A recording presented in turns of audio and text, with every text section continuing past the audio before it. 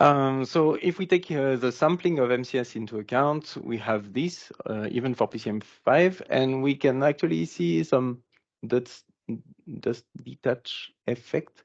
So this is purely due to sampling, actually. So are they here? Are they not? We don't know. But so here what I show is a normalizing coefficient. Okay, well, anyway. If we do that with PCM6, what we see is that the amount of dust we have in the MCS field of view is more similar, at least in median, but we have some more dust in specific locations when we look at the average. And we can recreate these dust detached layers, but not as high as MCS see them. And so maybe it's and we don't really reproduce the detached layer during the clear season. We have more like a elevated dust well mixed profile. But we are quite satisfied with the distribution. It's still an improvement. However, when we look at this, the effect on temperature, so all of the dust that we actually put in higher altitudes, it seems to create a warm bias here, and even at really high altitudes. So we have some dust particles actually, non-expected dust particles that arise here at these high altitudes. But yeah, compared to PCM5, this is better. We are closer to MCS, so just by putting more dust higher. But we have this warm bias here that is not satisfying. So we actually explored some of the dust properties to see the effect. So on this plot of the single scattering albedo, we saw that there was like a 2% uncertainty. So we tried to make the dust brighter to reflect more sunlight. And this is what we have after that. Not much change, actually. We decrease a bit the warm bias, but it's not completely reducing. So if you have even brighter dust, I would be interested. And actually, this is for the daily mean temperature, so day-night average. But if we compare to the MCS day-night difference in temperature, so the thermal tides really, we can see that the new dust distribution, which act as a source for the excitation source for thermal tides, actually enables us to reproduce better the structure of these tides than what it was during GCM5. So contrasted comparisons here. So yeah, just a summary. So here are the recent updates that we made in the cycle parametrizations. So we inject dust as rocket dust storm dust now, and it is guided by the target dust scenario, but we don't do a strict renormalization and let the dust freely evolve during the day. We also added the mountain top flow reinjection, and we account for the dust effective radius when we convert the scenario opacity that is our target for the lifting. So with this, we produce the Mars Climate Database version 6, but there is still some nice things to discuss. So depending first on the visible or the far infrared, we have either not enough or too much column dust. So maybe we need better constraints on the size that we have in the model for the particles or on the optical properties. We could also compare with other observations. We also have an overall good vertical distribution compared to MCS dust opacity profile, but also thermal tides. But we have a warm bias when we compare to the mean temperature. And also we have a slower decay phase and some non-expected high altitude particles. So we it may be good to reconsider optical properties that could be interesting. For high altitude warm bias, we can explore also the non-local thermal equilibrium of dust that arise at above 40 or 60 kilometers. And we can also reconsider sedimentation, apparently. Also the size distribution, because some observation from ICS, for example, show varying variance throughout the season, or some also highlight some bimodal dust distribution. We also don't take into account dust coagulation, which was also a nice talk focus during this workshop. And actually, all of these improvements, they are not enough if we want to simulate like non-current Martian climates. And this is quite an issue because we have a Mars Through Time project at LMD where we want to study these past climates. So this will be the main focus of Thomas Bierjon PhD thesis on how we can model the dust lifting from dust devil and wind stress as it is done in other models as well. So yeah, definitely a lot of questions, but it was a great workshop. So thank you, everyone.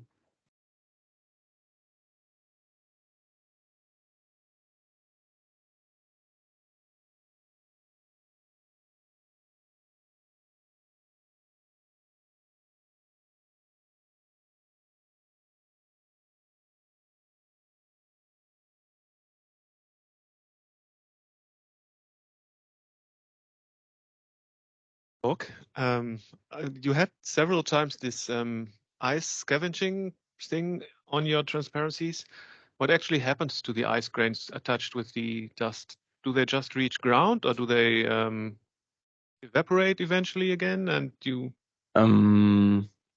So some of them, they can evaporate, but I mean, if the dust is scavenged, so when they fall, they can evaporate back when they reach a warmer temperature. But especially in the polar nights, they will usually scavenge and like fall like snow.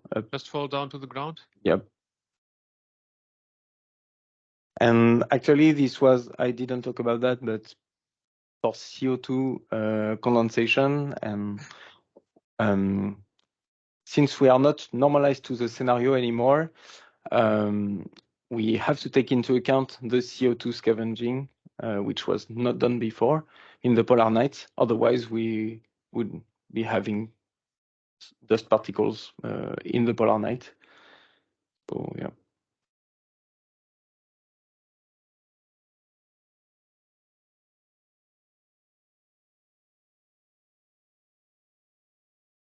Why you don't? What's the reason you don't model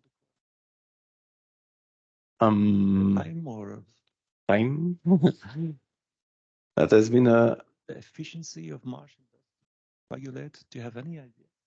So actually, Tanguy Bertrand, which is connected, I think, did some studies of the dust coagulation in the NASA AIMS model, especially after global dust storms. And so he showed that it can definitely affect the decay phase of the global dust storm when we take into account this dust coagulation. Because you have all of the small particles that coagulate together and make bigger particles and sediments. That to stick together, is it easy? I don't know. I mean, for the coagulation part, I'm not an expert. But yeah. Yeah.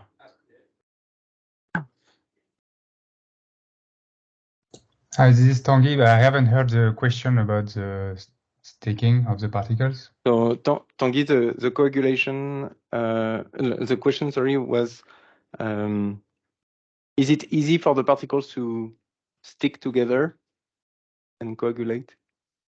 Yes, actually, so there are a lot of unknowns about this. So of course, we don't know all the parameters related to the sticking of the particles, but in our paper we do reasonable assumptions about that, and we feel that there is an effect, in particular during global storms, because outside global storms the density of the dust, the atmosphere abundance in the dust is not sufficient to have enough collision and to make coagulation efficient.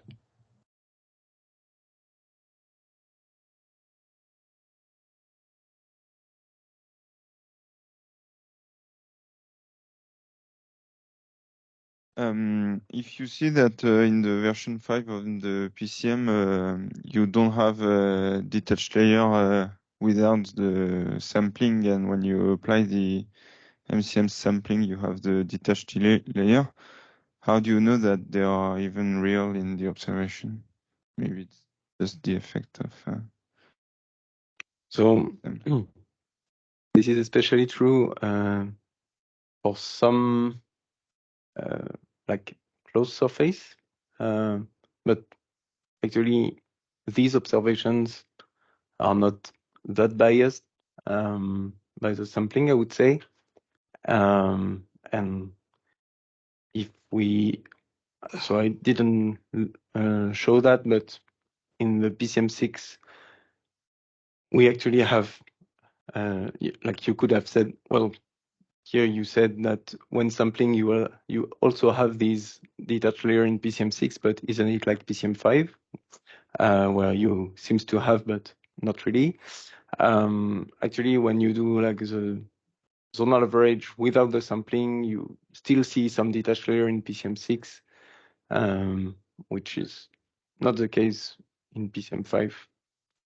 And yeah, but we actually there is also a lot more observations than just MCS. We usually take MCS as a reference for these detached layers because like a lot of articles from these observations tackle this phenomenon, but I think we can, in a lot of observation, these detached layers. So I would say they are real. The section from the Yeah.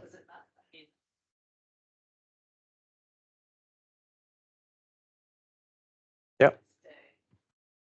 Okay, so that's better actually. So the answer is here.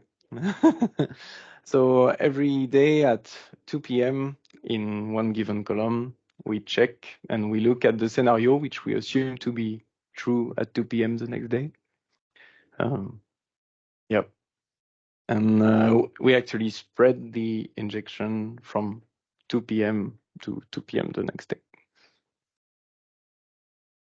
which can also be questioned because you wouldn't expect strong injection during the nighttime, but yeah, we may have some.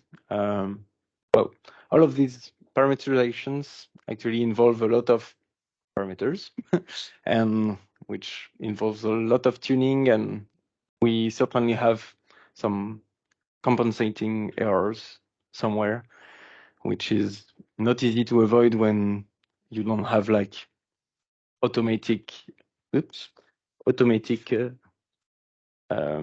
exploration of the parameter space. We are actually like just tuning these by hand. So yeah.